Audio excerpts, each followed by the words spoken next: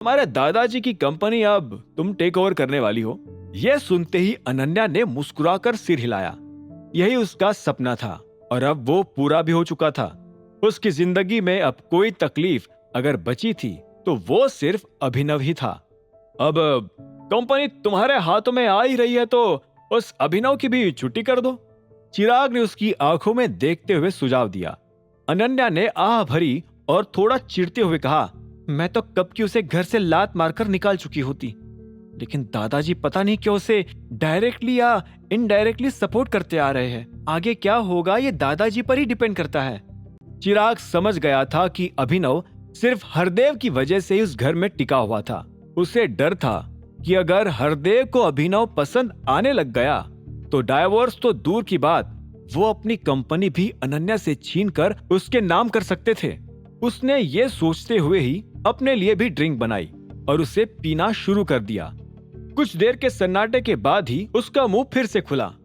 तुम्हारी मॉम ने बताया कि अगले हफ्ते एक पार्टी है।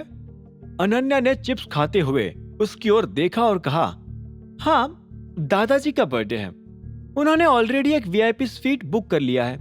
वैसे सेलिब्रेशन ज्यादा बड़ा भी नहीं है, बस कुछ खास दोस्त और रिलेटिव्स ही इनवाइटेड है। चिराग भी मुस्कान लाकर बोल पड़ा, तुम्हारी मॉम ने मुझे भी इनवाइट किया है, आने की पूरी कोशिश करूंगा।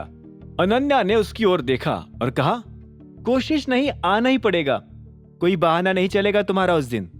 अनन्या की बात सुनकर चिराग ने मुस्कुराकर सिर हिलाया और फिर वो अचानक खड़ा हो गया। चलो अब टाइम है तुम्हारे बर्थडे गिफ्ट का, चिराग ने एक्साइटेड होकर अनाउंस किया।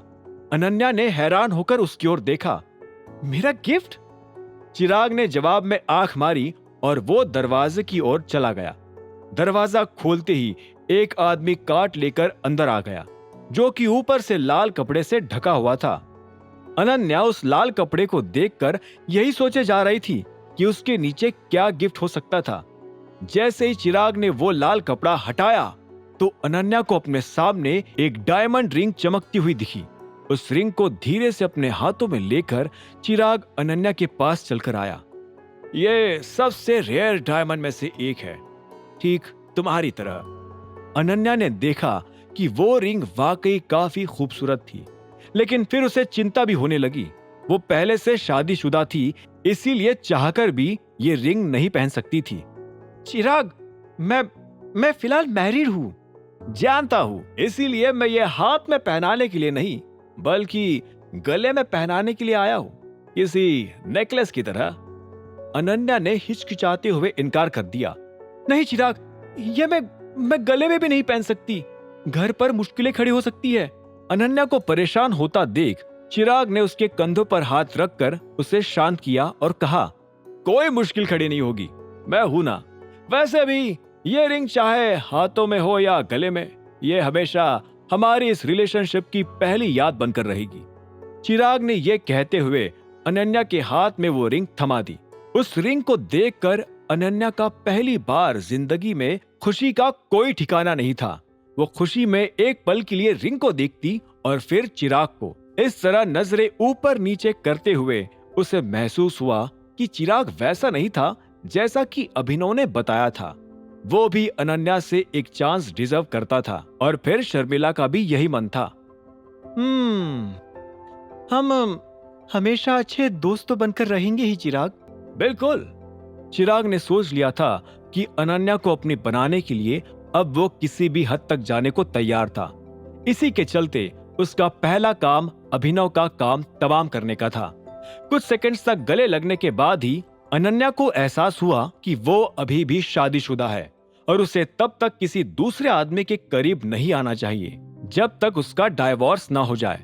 इसीलिए वो धीरे से एक स्माइल के साथ पीछे हट गई। चिराग उसे फिर से नीचे बैठाकर उसके लिए ड्रिंक बनाने लगा। दूसरी ओर चाहत और अभिनव सिनेमा हॉल से बाहर निकल आए थे। काफी इंटरेस्टिंग मूवी थी नहीं? चाहत ने स्माइल करते हुए अभिनव की ओर देखकर पूछा।